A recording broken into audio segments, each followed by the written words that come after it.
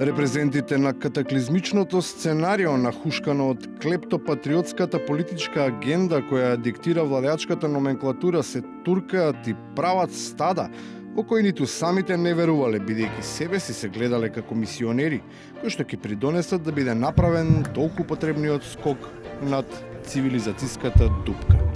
Малку има на целокупна политичка сцена, постои известен дефокус, знаеш, велиме народот, граѓанинот. Според мене, за да прескокнеме на цивилизацијска дупка која остана зад нас, треба веќе да размислуваме за даношниот обврзник. Актуелното крстење во народот, кој веќе една декада е предмет на грда пропагандна манипулација предизвикана од лица кои со благослов на големите родолюби ги избегнувале своите даночни обврски и се погаделе на грбот на граѓаните, и служи на никаква заедничка, туку само на нивната, заробена Македонија, чија потреба за ослободување им била водилка дури и на денес за крепостените чувари на режимот. Сега е моментот. Дали сега ќе се создаде граѓанинот и тој ќе ја смени ситуацијата, ќе го руши ова континуиран политички притисок врз дел од милионите, ние одлучивме да ги спуштиме камерите и да не ги следиме вашите. Благодарам. Или, од друга страна, ова лудило ќе продолжи и ќе се вратиме у сталиновски филм.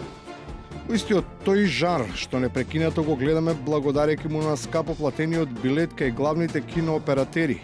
Безпрекорно и како агит шприцер се прска врз масите тезата за предаството, кое се прави со помош на гласовите на албанците.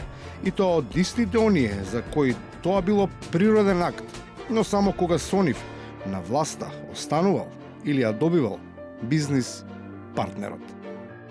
Според обострена оценка функционираше и коалицијата за меѓусобна размена и поддршка при гласањето помеѓу ВМРО, ДПМН и ДУИ.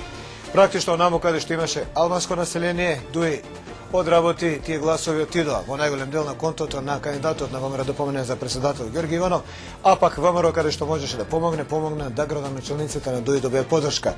Дебаклот на очекувањата дека на бранот на таа поддршка и понатаму ќе продолжи да се пловија предизвика плимата од турбофолкерај, во која се укотви псевдотатковинскиот Титаник. На него се изнакачија сите оние кои постојано се обидуваат да го однесат спротив ветрот, сега величајќи го на регионално ниво, пиратот од водно, кој на големо им ги храни суетите на великосрпските ајкули. Иванов га не ја примио, тоа е таква шамарчина да мислим да ќе му зујати уши док се враќа према Брисел.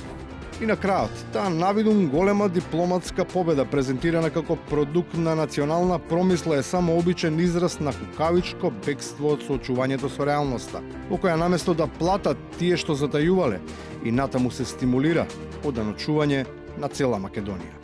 А за тоа не ни треба меѓународен мониторинг. За туѓи бели дворови копат црни гробови.